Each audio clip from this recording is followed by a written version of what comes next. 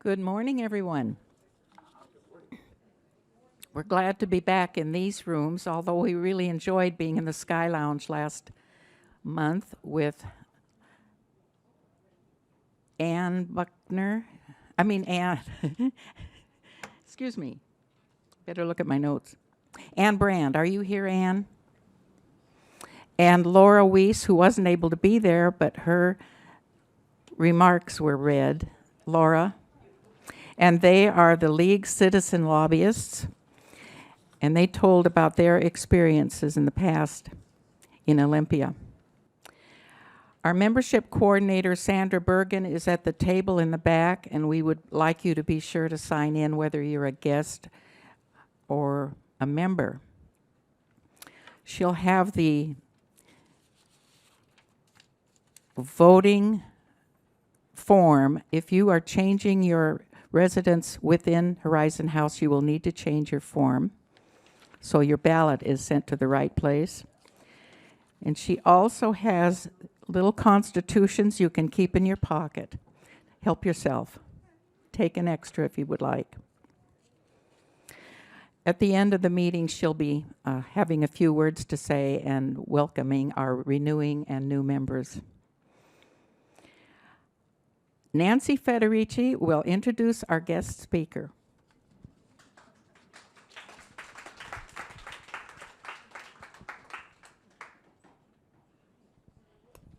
This is a first for me. Yes, notice the laugh.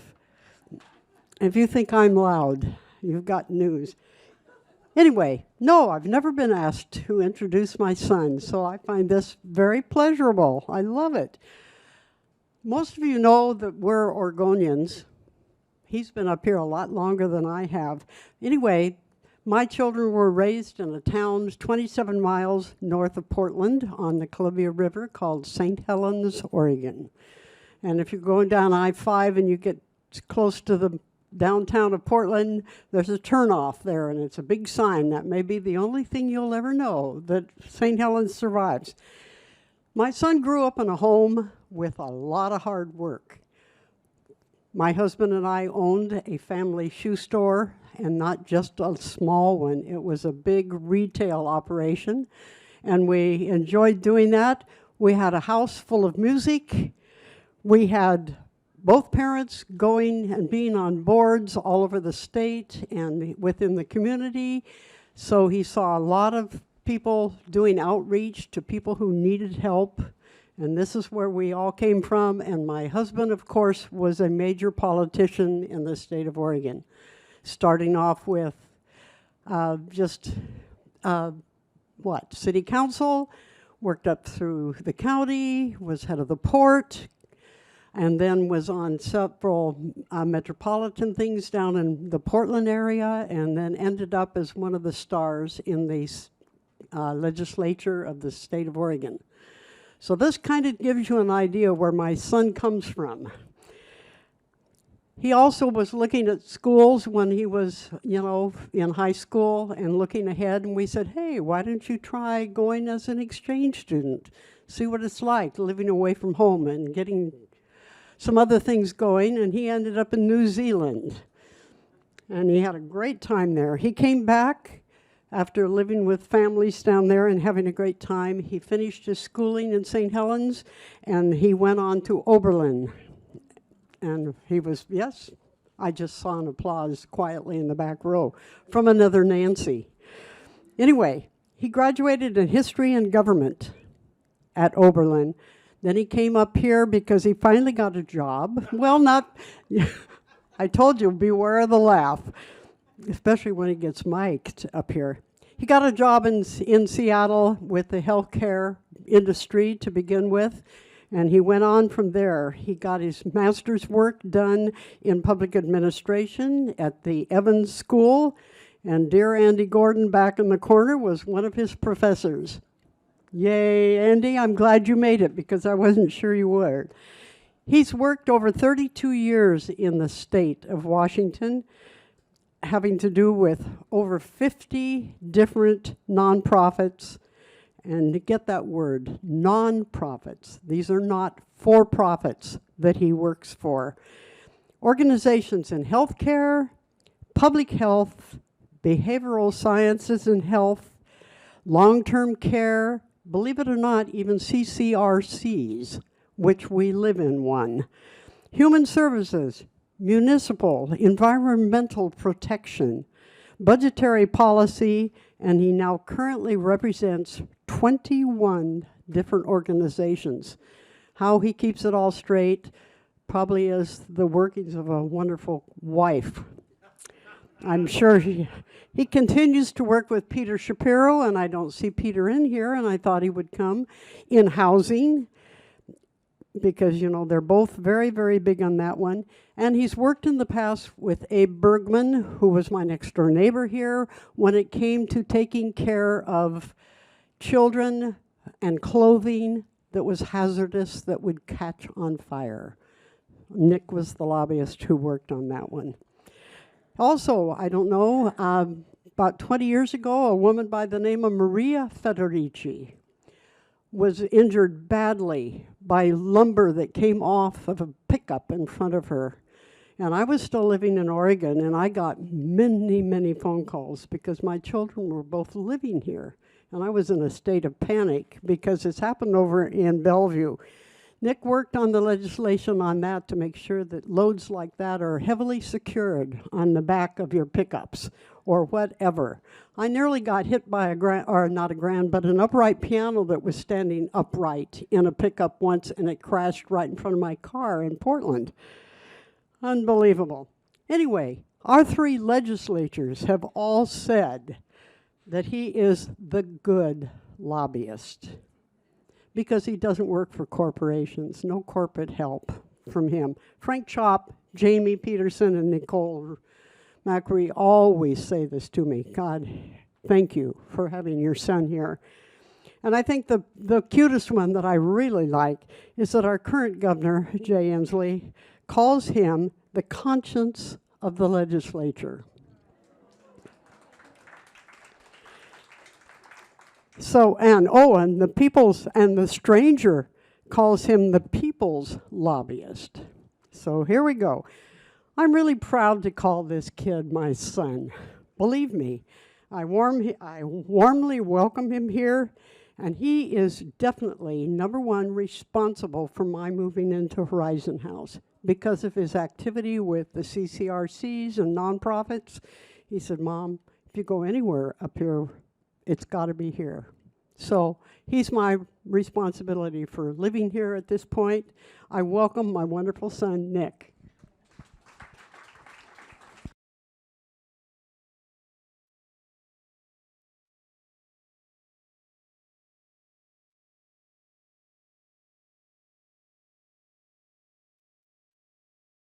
Got my mic on. Is it working? The other Nick promised me this would work great.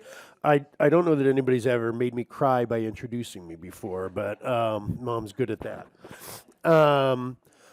If I'm the conscience of the legislature, which I was very gratified that Governor Inslee called me that when introducing me to his brother, so it was very, very wild. It's because of my mom, right? My dad's wonderful, and he, was involved in politics and everything, and ran Tony's Shoes, our family shoe store in St. Helens. But Mom was the guts and the heart of everything, and still is, of our family. Sorry. I am who I am, for better or worse, thanks to her. And my values and my work ethic and maybe my stubbornness all come from her. And so I'm so incredibly grateful to be here with all of you who are friends of hers. Sorry, because I'm so proud of her and everything that she does here. She said I used to work for Leading Age, which is the CCRC organization for the state. And when she was talking about moving up here and wanting to move to a place that had it all, I said, here's the place you got to go. And then Bob Anderson thanked me and then probably cursed my name for many years after that. So thanks for having me. Joan and my mom have already told you a little bit about me. As was said, I've worked in Olympia as an advocate for over 30 years, represent over 50 different nonprofits and have 21 right now, as well as several public. I work for several municipalities, and have really made a career out of being a bleeding heart liberal, frankly, unapologetically, right? It's who I am. My dad used to say, "Don't listen to your mom about politics. She was a Goldwater girl." But I think the Republican Party left her behind a long time ago and has left many others behind as well. Sorry, I know that League of Women Voters is a nonpartisan organization. My remarks do not reflect their opinions. Isn't that the sort of disclaimer I'm supposed to give? I'm a very liberal guy, and so my remarks will probably reflect that. My apologies, and welcome any challenges to my orthodoxy from any of you. So, as Mom said, I had never had a chance to not be in politics or policy of some sort, right? Because Mom was on the school board, which she forgets to mention. She was head of our Chamber of Commerce in our little hometown, right? My dad was on city council and port commission and in the legislature and all that stuff. So I was forever doomed to be involved in policy of some sort, right? Just because it was what was talked about at my table. Also, my best training for politics and for advocacy was working at Mom and Dad's shoe stores, because Dad would always send me to serve. Lynn Quixote is the woman I remember, Mom. Lynn Quixote thought that she was still a 6 AAA in her shoe size and was more an 8 EEE at this point in her life. And so when I was a teenager, Dad would send me to help Mrs. Quixote, and I would have to persuade her, well, no, don't look at the size, Mrs. Quixote. It's how does it feel to you? What does it get you? How do we make this comfortable for you? And making laws is the same way, right? You meet people where they are. You find out what makes them tick. You find out who influences them and what influences them, and you try to get them to yes, right? It's sales. It's sales for very important things, I think, sometimes not so important things, but that's really what it is. What's it take to get you in this car? What's it take to get in this 8 EEE, Mrs. Quixote? And so that was the best training I had. Also, living in a small town where it was literally everybody that I saw in the shoe store, I was going to see their kids the next day at school, right, or their grandkids or whatever, and we would run into them at church. And so never burn bridges, right? Always maintain the relationship. And if you meet people where they are and they're no, then you just sort of figure out what it takes to get them to yes, right? It's very simple. We all do advocacy all the time, right? When I try to get Mom to go out to dinner with us, no, dear, I just want to stay home. No, Mom, really, you should come with her, right? I'm lobbying her, right? The hardest advocacy I've ever had to do was getting my now 26-year-old teenage daughter, get her butt out of bed to school in the morning, right? When I was single dadding it. And so, right, advocacy is everywhere. I just do it for a living and on behalf of issues. And huge tribute to League of Women Voters, who I've worked with for most of my 30-plus-year career.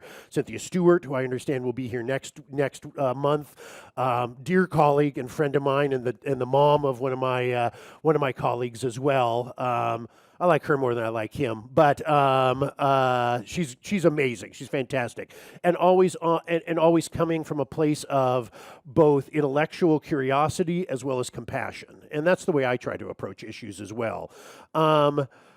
So as Mom alluded to, I went to the UW Graduate School of Public Affairs here for my MPA. Then I worked for state agencies for a couple years, and then I worked for the State Nurses Association as their lobbyist, as in what we call an in-house lobbyist, and then looked around at my colleagues that were working half as hard as I was for 3 times the money, and decided, hey, maybe I want to be an independent contractor, and did so, and have never looked back. That was 1997, and so. That's what I do. So I work with different organizations. At this point in my career, people find me as much as I find them, or I respond to RFPs or what have you, or I find about issues that are out there and see, I once had a legislator accuse me of always being where the mess has occurred. we talked about the causation of that, and it's just that I like being where the action is and where there's problems to solve, right, and approaching things with a problem-solving mentality. So, Jonah and I were talking a little bit about the different issues that the league covers, and I'm involved in a lot of those. One of those, I work for an organization called Verified Voting that works with Common Cause and other folks on the national level around voting security, right? And so, as well as accessibility. So how do we create more opportunities for people to be able to vote, obviously motor voter and now remote voting or all mail-in voting is a big thing, and Washington's a big tech state, right? And so people always want to push the envelope of that. So one of the Kino issues that people have is, why can't we vote online? Well, North Korea, Iran, Russia, Lord knows who else, love to hack into our voting systems and have done so repeatedly successfully. If you allow voting on the internet on an online basis, how do you ensure that that can't be hacked? You can't, basically. I came to this job as a bleeding heart human services policy wonk, right? But I get to learn all sorts of cool stuff, like about voting technology and voting rights and stuff like that in my job. And so now I know enough to be dangerous around, how it is that, you can hack servers and you can do do all this stuff. Anyway, so I've worked with Cynthia and others at the league around that to try to figure out how do we make it more accessible for people, particularly people with disabilities who have difficulty with sight, with all the other things around being able to be fully included in the voting process without kicking the doors open to allow Kim Jong-il and Vladimir Putin to vote on all of our behalf. So that's one issue I work on. Mom mentioned Abe Bergman, who I miss and adore. In the 70s, he pioneered getting toxic chemicals out of kids' sleepwear. Tris, folks may remember that. I remember when I was a kid, right? And he worked in Congress to get that banned. But turns out it was never banned, as we and Tris continued to be used in other uses. So I work for an organization called Toxic Free Future, formerly Washington Toxics Coalition, and we work on banning toxic chemicals in consumer products. So if you've heard of BPA in plastic bottles, we got that banned. If you've heard of phthalates, and thank you, and now PFAS is the one that folks hear about that's in drinking water, that's from a firefighting foam and stuff, and it's in freaking everything, right? PBDEs, all these, alphabet soup of toxic chemicals. So we work to try to get those things banned particularly in consumer products where it can get into particularly kids. So I worked with Abe on that when it turns out Tris was not banned by the federal government. It turns out that in the face of consumer outcry, the chemical industry compassionately, voluntarily withdrew those things from the marketplace and continued using them on everything else. And so we worked with Abe and others, obviously, to get those things banned in Washington State. And then that was so successful that other states started to do it, and then the manufacturers say, oh, Jesus Christ, everybody's, we got this patchwork quilt of different stuff, and then they eventually, after decades, do something at the federal level, right? Because as you may have noticed, the federal government is not entirely functional right now. So that's why I work exclusively on the state level, right?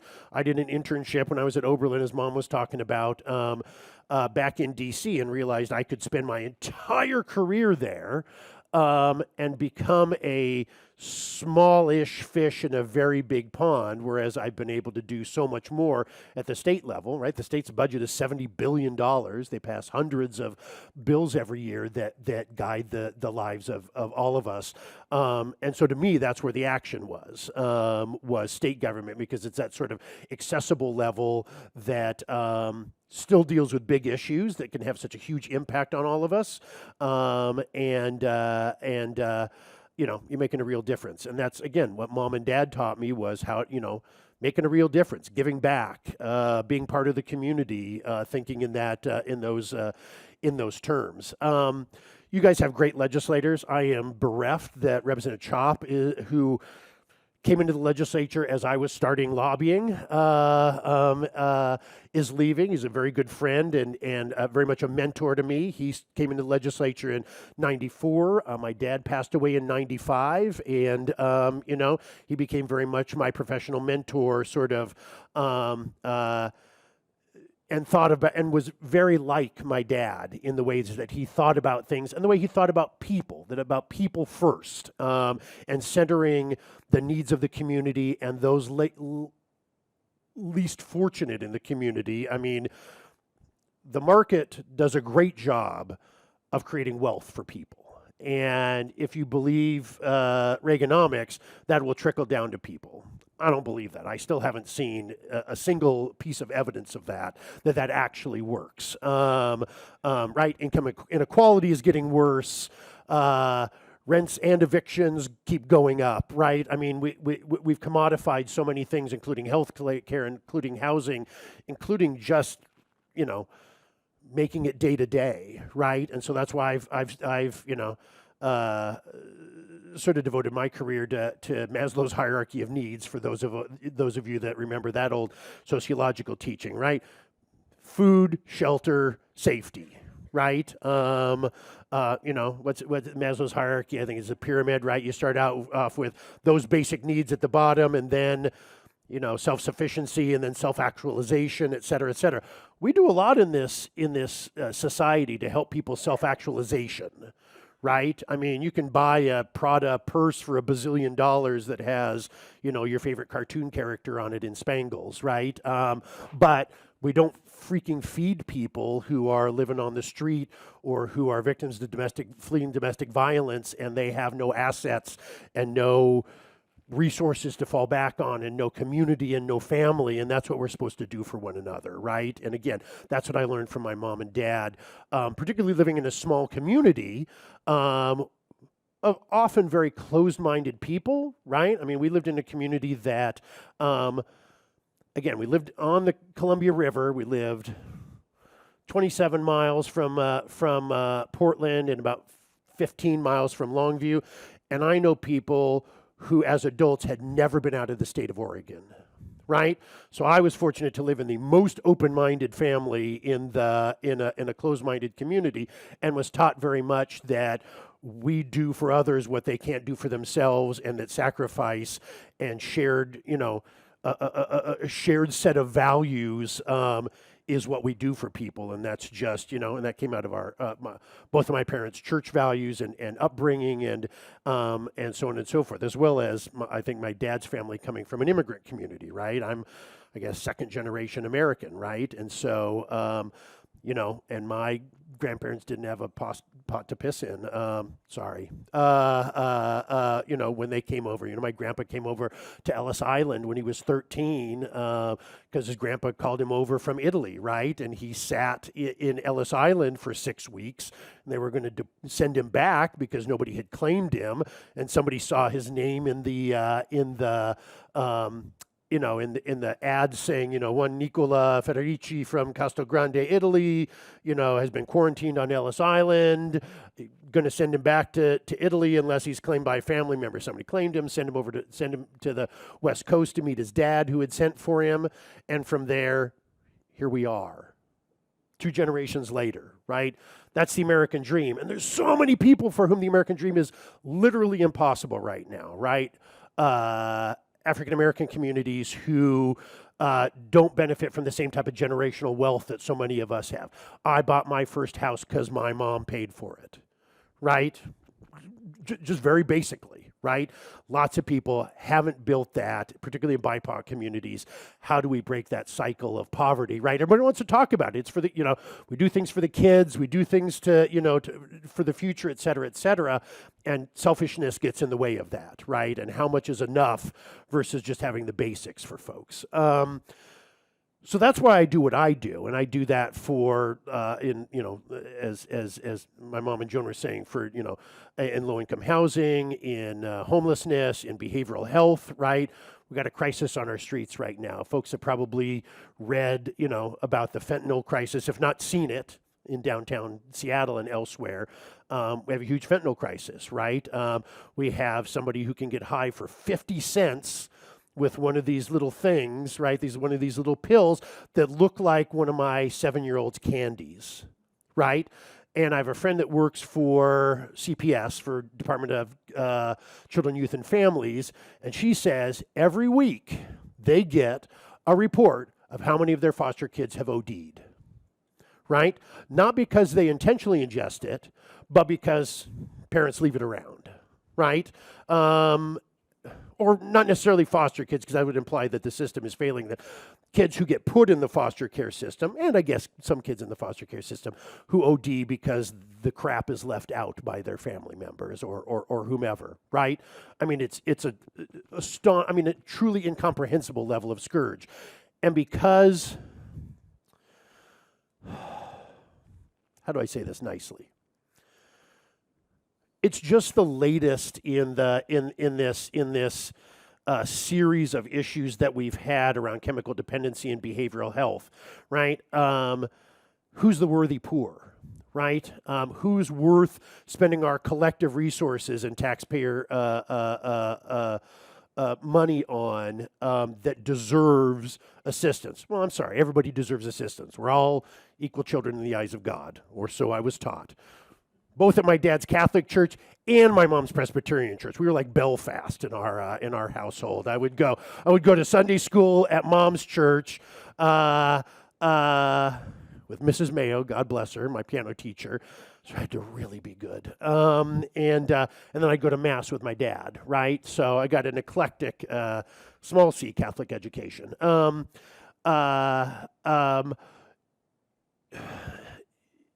we're just leaving too many people behind and consigning them to oblivion at this point, right? Because they've made mistakes. Anybody here never made a mistake that could have totally screwed your life up if you hadn't had a safety net or your parents or friends or resources, right? And there's a lot of folks that don't have that backup anymore in our society. And so more and more nonprofits and government need to step up to do that. But I think we have an increasing selfishness in our society that says, hey, I picked myself up by my bootstraps, and why can't you? Had a legislator who said, hey, my mom was a drunk, and, I'm doing just fine. These folks would, these homeless folks would what they really need is, they need to sleep on the street for a little while, and then they'll appreciate more what they had with their family. Well, I don't think that's good, obviously. Also, maybe you're not okay if you think that, right? Maybe your upbringing made you callous rather than pull yourself up by your bootstraps. Plus, something you guys probably know, the terminology, pull yourself up by your bootstraps, was from an article that was demonstrating that it is impossible to pick yourself up by your bootstraps. The article was lampooning that philosophy that, I guess, can you pull yourself? No, you can't pull. I don't know. I mean, you can't pull yourself by your bootstraps. It's like trying to lick your elbow. Don't do that right now. You can't lick your elbow. It's just physically impossible, right? So that philosophy of pull yourself up by your bootstraps is sophistry of the greatest degree from a sort of basic principle. Anyway, who's the worthy poor? And again, I would say everybody's worthy in their own way. How much money are we going to spend on people? I don't know the answer to that, right? Treatment, whether it's behavioral health treatment or whether it's substance abuse treatment or whether it's physical health treatment, is expensive and needs to be done until it's done, right? But who do we compassionately, as a theoretically compassionate society, who are we willing to leave behind to homelessness, to addiction, to behavioral health concerns? I remember when behavioral health became an issue. For years, we had fought at the local and federal level to get mental health parity, which is saying behavioral health issues are a part of your body. It's brain chemistry, right? It may manifest as behavior, which freaks people out, right? My diabetes doesn't freak people out, but it's just a chemical imbalance in my body. And the fact that I ate too much bad things for my first 50 years of life. But But behavioral health is just the same thing. It's a chemical imbalance. You're not able to monitor your behavior, but the way that behavior manifests is scary to people and is aberrant, right? Gordon Smith, heir to the Bird's Eye, I think, frozen food fortune in Oregon, good Mormon legislator, U.S. Senator from the state of Oregon. So bazillionaire, man of faith, Republican, powerful man. His son committed suicide. Tragically, 20-some years ago now.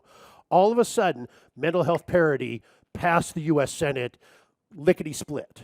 Because some people believe that things are only a problem if they happen to people that look like them.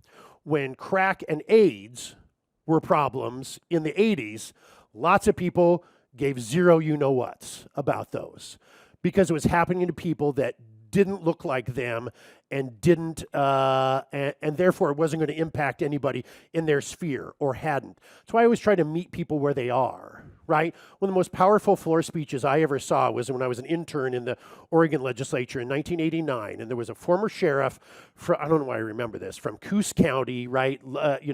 Rural, coastal, Oregon. He was a Democrat, but a really conservative Democrat from Coos County. And it was the first time that they had gotten to this level of recognizing protections for gay rights. Just say that in Oregon.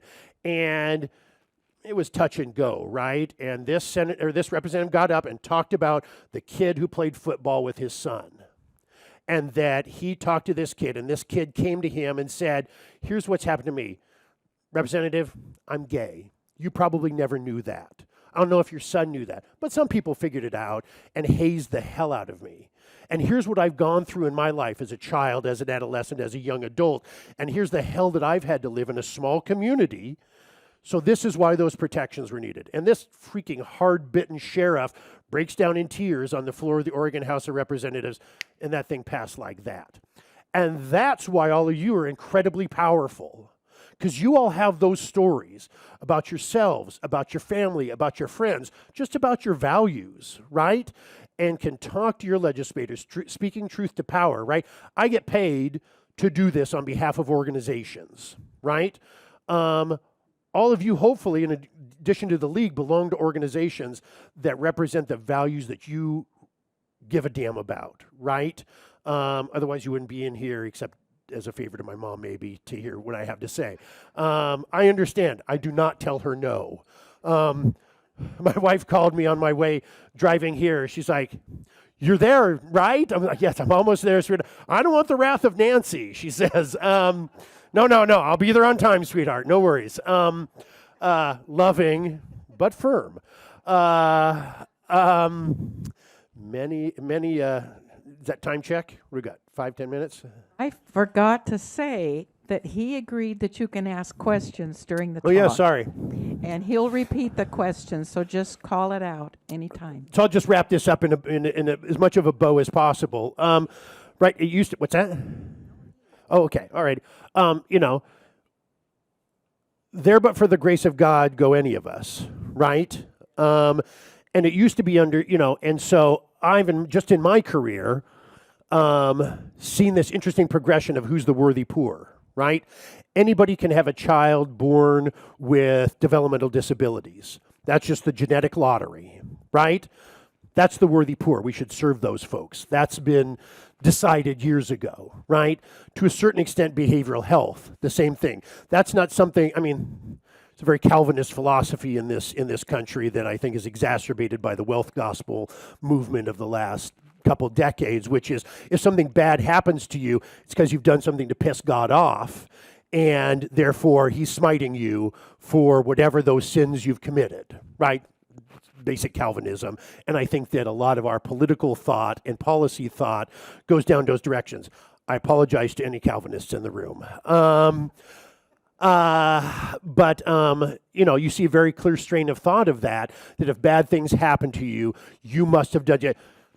I'm sorry you're a victim of domestic violence. You shouldn't have dated him.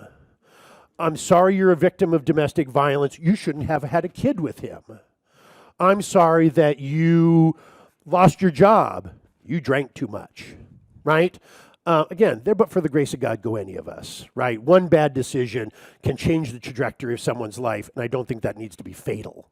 And that's why I do the work that I do for nonprofits that believe that as well, and for local governments that believe that as well, so that we can change the public policies to be more compassionate, considerate, inclusive, dare I say, of the broad range of folks that don't look like us, right?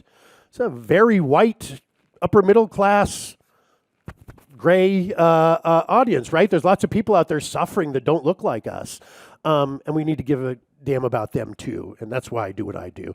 And it's thanks to this lady right here that I have that heart and the ability to make that happen. But so do all of you, both, again, by participating with the league, by participating whatever voluntary organizations are out there that do things on behalf of the issues you care about, whatever that is.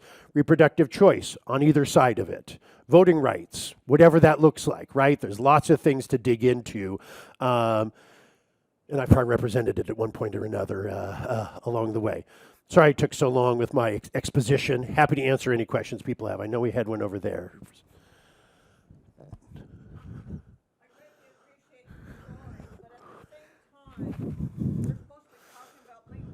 Mm-hmm. How does that play in and out of your experiences, choice and voting rights? That's another. Ask Cynthia Stewart about that. But so League of Women Voters gets involved in a lot of different issues, some of which are the anti-poverty issues that I work a lot on, some of them the environmental protection issues. I mean, part of it is, and correct me if I'm wrong, Joan, organizations that you're a part of represent you to the extent that you represent themselves. You talk to Joan, you talk to other folks who are part of the organization about what those issues are that are important to you. They'll represent those issues and they'll talk to those legislators about it. So I'm happy to talk about voting rights. I mean, there was just a landmark federal court decision that was made in Central Washington last Friday, where a federal judge, culmination of 20 years of lawsuits, first at the local level, then at the county level, and now at the state level, for underrepresentation of the majority Latino population of the Yakima Valley area and the city of Yakima, as a result of all of those various levels of government failing to properly accommodate the needs of Latino voters and inclusion of Latino, right? I mean, it's a standard gerrymandering procedure. Guess what? Latinos are, I'll just pick a number, 60% of our electorate, and we have to make 2 districts out of this. Guess what? We're going to make sure 30 are in this district and 30 are in this district, and they continue to be disenfranchised, right? And so that's been happening for decades, if not longer, in Yakima. And so as a result, they this federal court said, guess what? You guys haven't fixed it, so I'm going to totally rewrite the districts in Central Washington and cause massive chaos. I'm not saying it's good, bad, or indifferent, but it's a thing, and so it's been done through the courts because people have failed to figure out how to make it work in a policy way, and it's going to continue to get litigated, and I guarantee it's going to the Supreme Court, and it could all get thrown out again. But for now, and probably between now and the May filing, there are no incumbent legislators in Yakima. They all got redistricted out of the 14th legislative district that used to be the Yakima district, and since the 90s, at least, that's been pure dark red territory. The new district that was created by the judge is 54% Democratic. So all of a sudden, my colleagues who are involved on the more political side, I'm just a policy wonk, right? They're more involved on the political side, are saying, for the first time since districts were rewritten in the 90s, there's a chance that a Democrat has a theoretical mathematical chance of being elected from a Central Washington district for the first time. So regardless of partisanship, good, bad, or indifferent, that's something huge that's happening in the voting rights realm. That's the culmination of, again, much litigation and fits and starts around voting rights stuff. And I know that's a piece of the conversation that League of Women Voters has been involved in, at least tracking that. I don't know if they were litigant or involved in that lawsuit. But in terms of voting rights, that's a huge landmark case, and frankly, one of the biggest change in Washington state history, if not landmark one nationally as well, in terms of changing access to voting outcomes rather than just voting process. Does that make sense? Yes, ma'am. Yeah. I'll repeat the question. Or are there legislators that say, whatever you do, I don't want me near my office? Oh, there's lots of people that don't want me in their office, but I still manage a way. So Kathy's asking, Kathy, right? Kathy's asking the question about, you meet people where they are in Olympia, and are there folks whose doors are closed to me? Well, again, I'm a liberal dude. I work on behalf of mostly progressive organizations that want expansions in the role of government and want expansions in funding from taxpayers for services that help those least fortunate. There's folks who don't share that philosophy. I still go talk to them, and I think that, and again, it's something that I learned at the shoe store and from mom and dad, which is leave no stone unturned, right? I may just get a flat no from them, but at least we're building the relationship, right? At least I understand what makes them tick. Here's one of my tricks. I think of people politically on a 5-point scale. There are folks who are gonna, when the bill comes up, are gonna pound the table and scream and shout and pontificate against what I want. That's sort of this end of the spectrum. There's folks who are going to vote against me no matter what, right? They're not going to scream and shout. They're going to go down easy, but they're still going to vote no, and I know that. Then there's folks who are still on the fence or who we don't know where they are.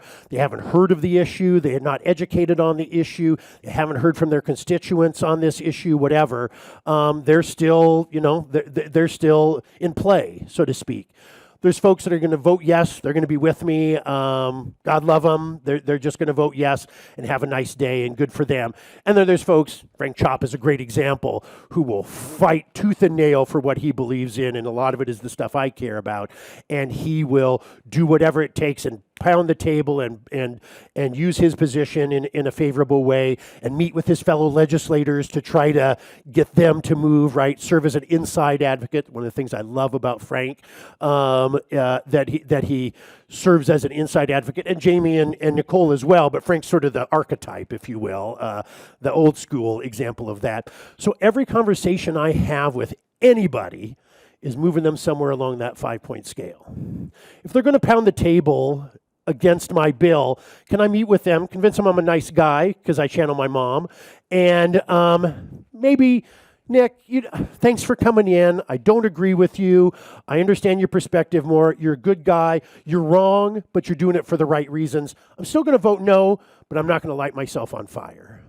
Or the folks that have long been no votes, can I move them into the undecided category?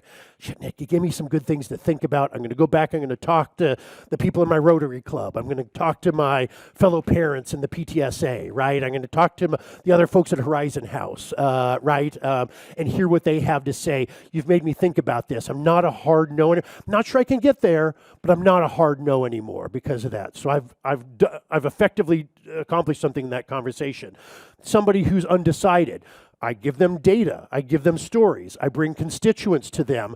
All of a sudden, instead of undecided or uneducated, I don't say that in a pejorative sense, but they don't have the information they need to make a good decision, they're now going to vote yes. Sweet.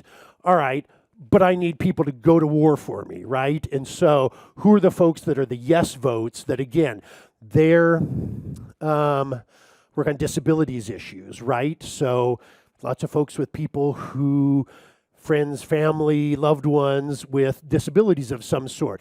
Are you willing to talk about your sister's story on the floor of the House? right? Are you willing to talk about the discrimination that your friend who's LGBTQ faced in hiring or in society to your fellow colleagues? Are you willing to tell your own story?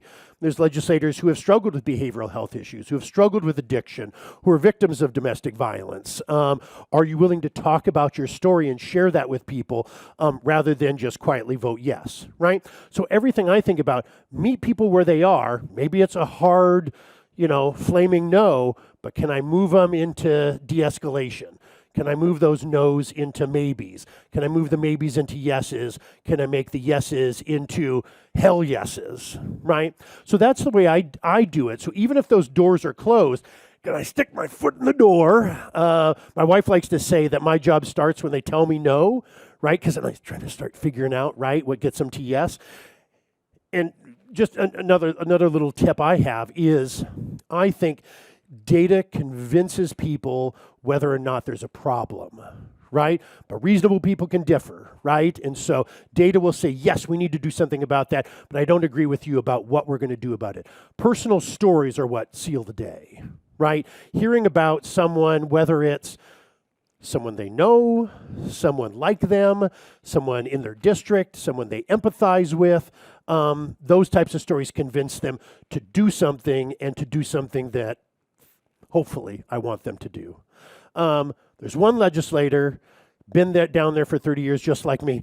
I will never meet with him, and he will probably never meet with me, because why am I going to put myself through that? He's Attila the Hun Republican, right? I mean, there's just no, I'm right. I mean, he wants, a la Grover Norquist, he wants to, smother the baby in the bathtub, to quote Grover Norquist, not me, right? That's what Grover Norquist says about government, right? And that's what this particular senator thinks. Why am I going to, life's too short, right, to put yourself through abuse voluntarily. And he's never going to move on that scale. If anything, me talking to him is going to light him on fire. I wrote my number one professional achievement. I wrote the law, my apologies to all the smokers in the room. I wrote the law that became the initiative that banned smoking in public places indoors, right, in restaurants and others. Thank you. It's a big team effort, but I was a big part of both writing and passing that, right? This particular senator used to have a whiskey and cigar club, and he can't anymore. And he will never, it's been 20 years, and every time I see him, he'll mutter as he passes me, well, we could just light up here in the olden days, but not thanks to Federici there. And I'm like, what? So, yeah, I just don't bother. Sorry, yes, sir, you had a question. Yep.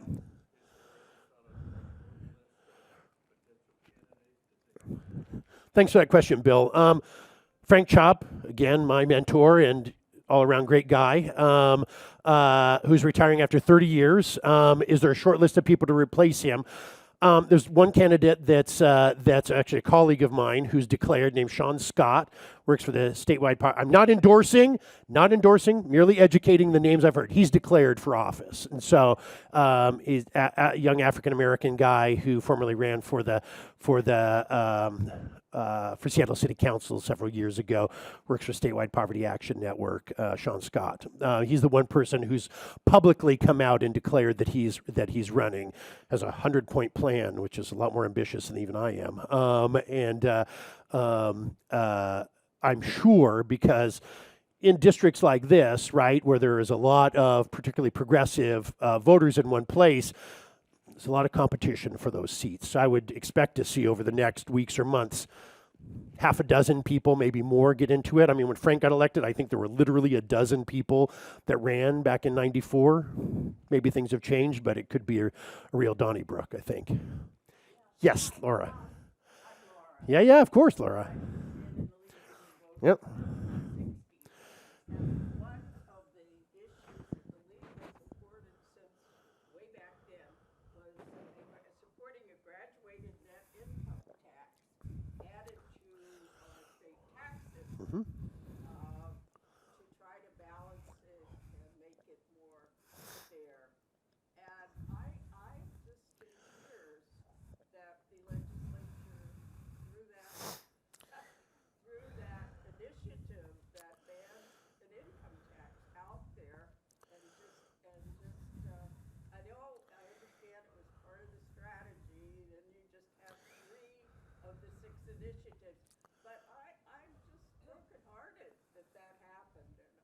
Me too, Laura. I've written Jamie Peterson, but that's about all I've done.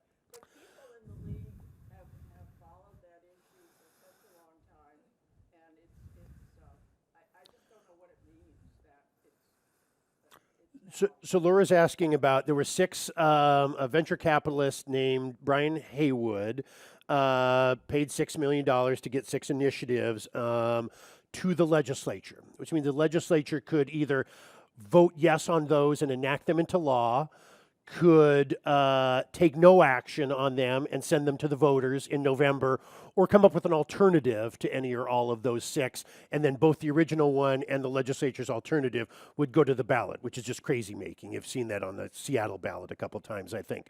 The legislature read its polling, I think, and saw that three of the initiatives were, and I saw some of the polling, were very likely to pass. One, banning an income tax in Washington state. Second, rolling back the state's law on police pursuits that limited when police could pursue suspects, right? And the legislature had done that because of, frankly, racial profiling that happened in police pursuits and carnage on the streets when police pursue people through our streets at 100 miles an hour, right?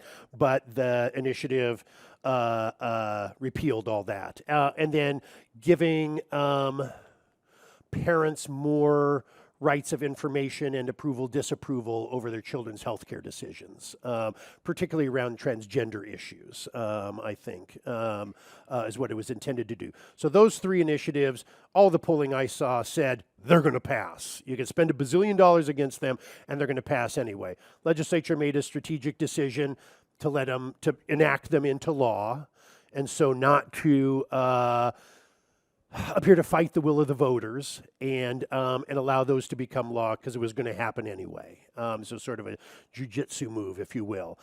There's three more that'll be on the ballot that they didn't act on. One is the state's capital gains tax. Again, a very important progressive tax.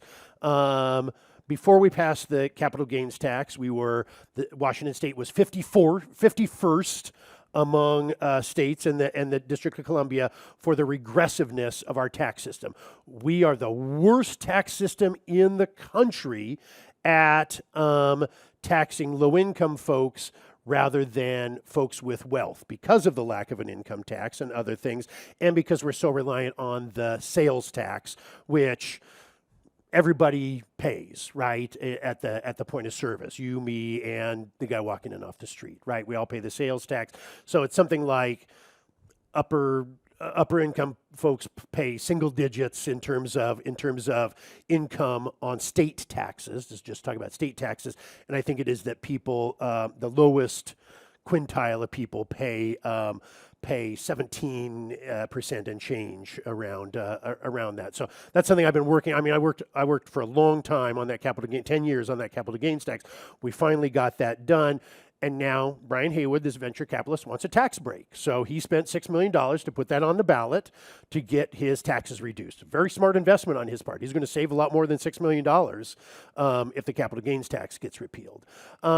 Second, the other one that's on the ballot is repealing the state's Climate Commitment Act, or carbon tax, right, which taxes polluters and then through an auction system that I can't even begin to understand, and then uses those funds specifically to ameliorate climate change, whether that is, and other related purposes. So investments that help decarbonize, to electrify buses, to other types. And that was one of so the two ways that they used that money this year, most prominently, were electrifying the state's school bus so that our kids aren't sucking diesel, right, every time they go to school, and giving everyone in the state a $200 utility rebate. But that only happens if the Climate Commitment Act stays in place, because otherwise the money's not there anymore. So Brian Hayward didn't like to pay more for gas or for whatever his polluting industries get taxed for, and therefore he didn't want to do that. But it's, a carbon tax is not a progressive tax, right? It's a flat tax that gets passed on. Everybody who pays for a gallon of gas pays the same increase because of that carbon tax, right? Which is why the investments are being used to ameliorate it, right? When we again, I was involved in raising cigarette taxes, and that's a regressive tax as well, because it's on disproportionately low income folks who are addicted to nicotine. But we used every penny of that for prevention to try to keep kids and adults from starting to smoke and help them cease smoking. So you sort of ameliorate the regressiveness of a flat tax that way. And then the third thing that'll be on the ballot in November is repeal of the state's Long-Term Care Act. I don't know how that impacts all of you here at Horizon House, but it's a payroll tax that people pay into. So you guys probably aren't eligible for it because many of you aren't in the workforce anymore. But it's a payroll tax that then pays for pretty limited, but for folks that have no alternatives, something in terms of a statewide long-term care system up to a certain dollar benefit. So those are the three things that are going to be on the ballot in November to vote on. I'm sure League of Women Voters will probably have forums, whatever, right, about those, and all of those are going to be on the ballot. To your point, Laura, I work for Economic Opportunity Institute, on whose board Professor Gordon, serves, and one of our major policy goals is just generally to make the tax system more progressive, right? Because that's good economic policy and helps shrink that economic inequality. It also raises money for important things that we can then invest in childcare, right? That's what the capital gains tax is. It currently invested in is childcare for low-income kids, because there's a huge childcare crisis out there of moms and dads that can't go to work because they're saddled with the cost of childcare, the unavailability of childcare, particularly in rural areas.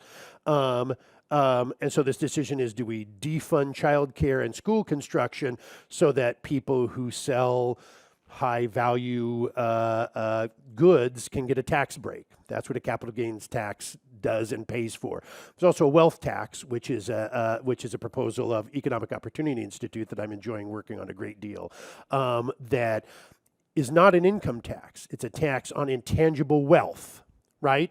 So the reason that our tax system in Washington is so messed up is because, God bless them, Bill Gates, Steve Ballmer, other folks who have made $1 bazillion from Microsoft pay no tax on the wealth of their, for example, I'll let Professor Gordon explain this if I get it wrong, on the value of their wealth that they have in intangible assets, stock options, et cetera. Now, they pay a capital gains tax if they sell that and on the value of that appreciation, but they don't pay it on that wealth that they have. We have, woman who is an early Microsoft retiree who's very involved in advocacy on progressive tax issues, came and testified a couple years ago on capital gains tax, and she said, I am lucky, right? I got a job at Microsoft in the 80s, and I retired in the 90s, and I haven't had to work a day in my life since then. I made the reverse of the bad luck, bad decision thing, right? It's that decision tree. I made a good decision. I went to work at Microsoft in the 80s. Now I'm a millionaire. I deserve to pay more of my income, right, to help those who can't, right? And she said, extra luck. My tax advisor said, or my wealth advisor said, hey, you should invest in this stock. Well, I never heard of that stock, right? And then that stock got bought by Tableau, right? Or that company got bought by Tableau. And she said, and I made $200,000 in my sleep. I don't know about bootstraps, but that sounds like a pretty good way to make wealth, right? Is that passive wealth, right? So we hear in all the conversations about, don't be a sucker and work for income, be smart and work for wealth. Well, because it's not taxed, either by the federal tax system or the state tax system. So we're trying to, again, not an income tax. It's a tax on personal property, which is legal in the state of Washington. And we have a proposal that hopefully the legislature will consider seriously. They've had hearings on it, but not action. They'll consider seriously next year, particularly if capital gains and Climate Commitment Act get repealed. There will be billions of dollars whole of services that people are currently receiving that the floor is just going to drop out on them, right? How do you, hopefully we don't have to worry about that, but how do we fill that hole? Wealth tax, in addition to being good progressive revenue policy, also helps us pay for the thing. And I think that's most important. I think that it's important to talk about what improves our tax system so we're no longer 51st, we're now 50th. Congratulations to us, ahead of Illinois of all places, in terms of the progressiveness of our tax system because of the capital gains tax. So how do we improve our tax system? But more importantly, what do we buy for people that can't buy services for themselves? Yes, ma'am. How much more time do I have, Jonah? One more question. Yes, ma'am. I just want to add to that the housing. The poor can't afford housing. Who took advantage of interest rates below where they never could have gone? And all the housing and buildings around us that was the wealth. Yeah. So Sally, is that right? So Sally was saying that, yeah. So Sally's saying, you know, part of the economic inequality has been those with means have been able to, I mean, good example, you know, after the, or have been able to take advantage of the real estate and housing market, while low-income folks continue to sort of hemorrhage in terms of income, and haven't been able to take advantage of that. Absolutely true that there have been, frankly, venture capital firms when the housing bubble burst in 2008 or whatever, that went in and bought stuff at foreclosure auctions or short sales or you name it, and got stuff for pennies on the dollar, and now are, and you know, sort of fixed up those properties. One, Invitation Homes, BlackRock Venture Capital is the name of the outfit, that is the single largest property owner in the United States now, private property owner, because they do that. And then they jack the rents up. Apologies to all of you who are land or property owners.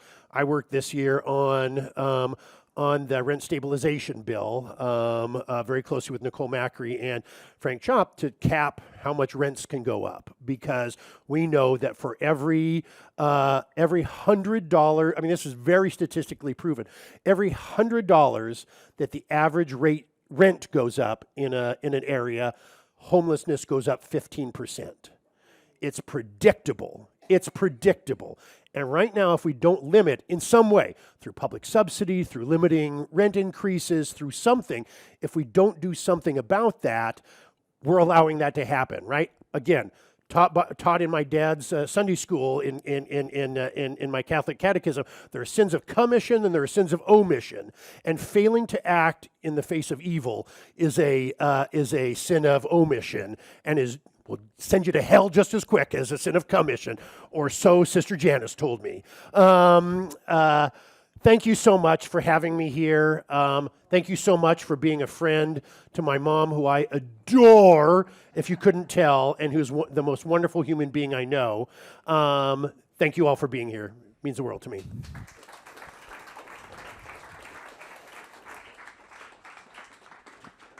that all right? Thank you. Now, Doris wants to talk with you over there. Of course. And we adore her, Nancy, too. And we also appreciate Laura Weiss, who recommended that we have Nick come and speak here. Sandy Bergen, come up here.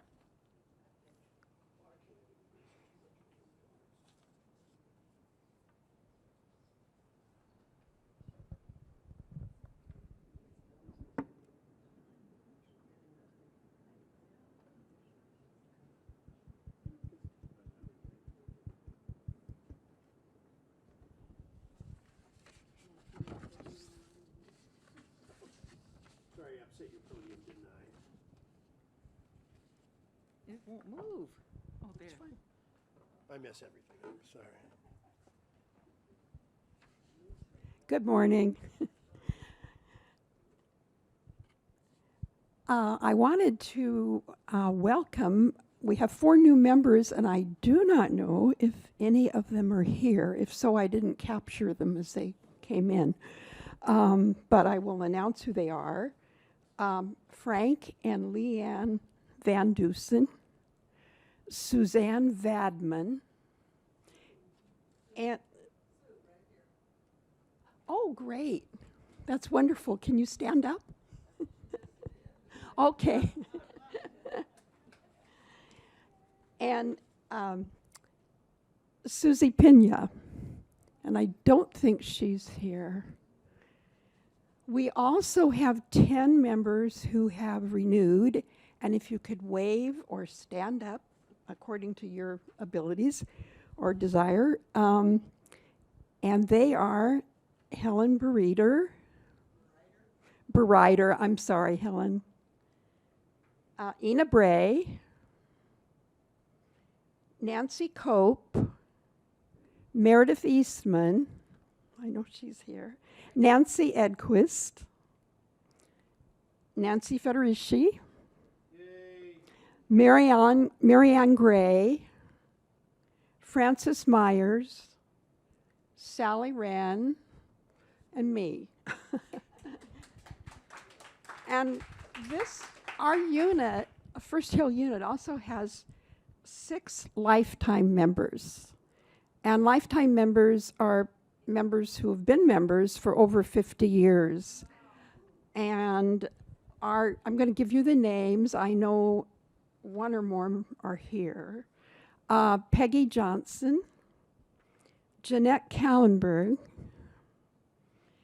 Eleanor Fordyce, Lois Laughlin, Laura Weiss, and Jean Worthen.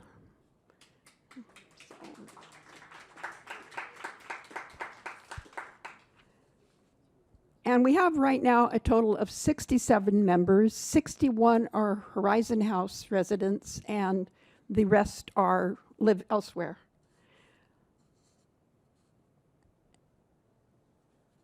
And you know about the constitutions on the back table, so I won't repeat that. The new They Represent You booklets are now out. The information is available on the League's website, on Seattle King County's website. However, we will be getting a supply of the tries. We call them try. They Represent You. They are a wonderful book that the League publishes with names of our elected officials and other very important information about local government and non-elected officials too. And we will put a copy of each of the booklets in members' boxes, and we'll put a smaller supply in our plastic holder that's attached to one of the walls in the mailroom and where we keep League information. So that should be happening very soon. At our last meeting, there were questions about our dues and where our money goes. The ordinary dues amount for Seattle King County local is $85 a year. Of that, 32 goes to national, 20 goes to the state league, and $33 remain in Seattle King County. Our unit does not receive any of this because units don't have treasuries. And the League, as you know, we are nonpartisan when it comes to candidates. We get very involved in issues. We're a grassroots organization working to protect and expand voting rights and to ensure that everyone is represented in our democracy. And to achieve this, we work through advocacy, education, and litigation at the local, state, and national levels. So the dues that we pay and any voluntary donations we give at each of the different levels go to help fund those activities. We have, at the back, I have application forms if anyone cares to join or renew. And if you prefer, I can mail either renewals or memberships in for you. There are instructions about, on the form, there's a slip attached with my contact information and my box number, and you can let me know if you're interested in my mailing them in for you. We always welcome guests and want you all to come to our meetings, but we, of course, also welcome new members. And I think that's about all I have to say, unless any of you have questions. Very well done. Pardon? Mention how to donate to the tax-exempt fund. The league the league has a 501c3 fund, which is a true nonprofit fund, and donations to that are tax exempt. That's called the education fund. And then we have our advocacy accounts, which is a 501c4, and our membership is 501c4. And the education fund is not used for advocating for certain issues. It's used to educate. One example might be, let's say initiatives are on the ballot, and perhaps we would have a forum on explaining pros and cons with no recommendation. Or there might be something that would say, well, the league has endorsed this particular. That can be education. Depends on how much how vocal we are about support of a certain issue. It gets kind of dicey, what's what. But the education fund is to educate voters, primarily. So. And it supports the office. Well, and I didn't know that, so thank you. It supports the office of the Seattle King County. Well, that makes sense, yeah. Thank you. Thank you. Thank you. And we have a former state representative, Nick, Seth, and Armstrong over here. And he was a rep in the early 90s, representing what district? 36. Okay. Thank you all for coming. We really appreciate seeing you here. Cynthia Stewart will be here in April during Earth Week, and she's going to talk about the issues that the lobby team, the citizen lobby team, deal with, and that would be forests, water, waste management, anything to do with the environment. She is now the lobby team chair, and she is on the state board, and she has served for a number of years. She used to come to Seattle every month and meet with the State Transportation Committee that Ann Anderson and I would attend. Thank you. She's also worked on tax issues. Transportation, taxation. On a lot of things, housing.